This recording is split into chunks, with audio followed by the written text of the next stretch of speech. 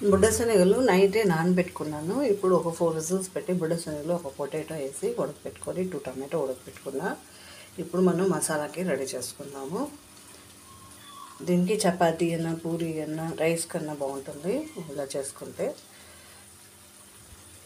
చోలా మసాలా కర్రీకి ఆయిల్ వేసాను, జీలకర్ర వేసాను, మళ్ళీ లవంగ మొగ్గలు వేసాను 2, పట్ట యాలక్క ఒకటి వేస్తున్నాను. ఇప్పుడు పేస్ట్ చేసి పెట్టుకున్న కొబ్బరి, అల్లము, తెల్లగడ్డ వేసి పేస్ట్ చేసుకున్నాను. ఇది ఆవాలు వేగినాక ఈ పేస్ట్ వేసేస్తాను.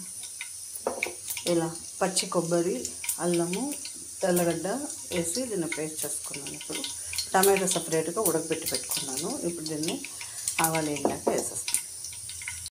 వేగింది కదా, మసాలా వేస్తున్నాను. ఎర్రగడ్డలు నేను ఆయిల్ వేస్తుండాలి, అది మర్చిపోయాను. ఇట్లానే వేసేస్తాను. ఇట్లా కూడా వేస్తే బాగానే ఉంటుంది టేస్ట్.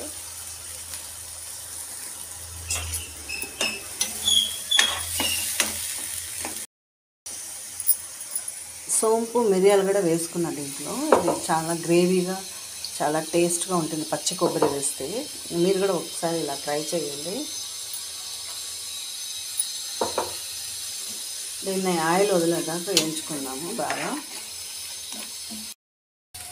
ఇప్పుడు దీనికి టమాటో ఉడకపెట్టుకున్న టమాటో వేసుకున్నా.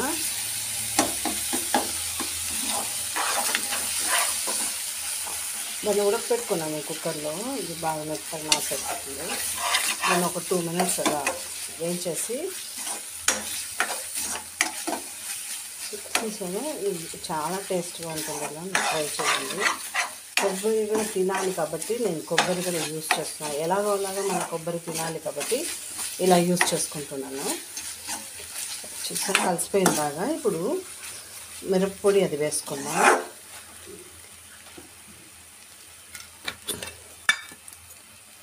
కొద్దిగా పసుపు పొడి.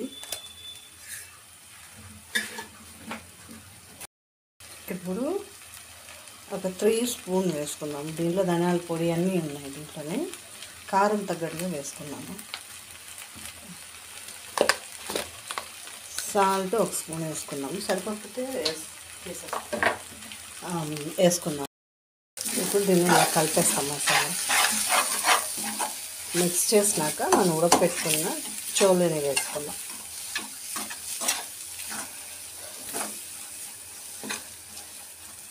కారం చూసుకున్నాము.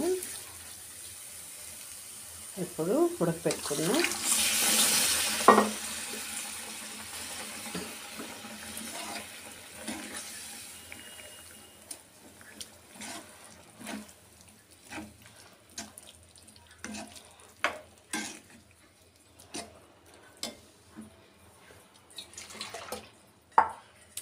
ఈ వాటర్ కూడా వేసేస్తాము.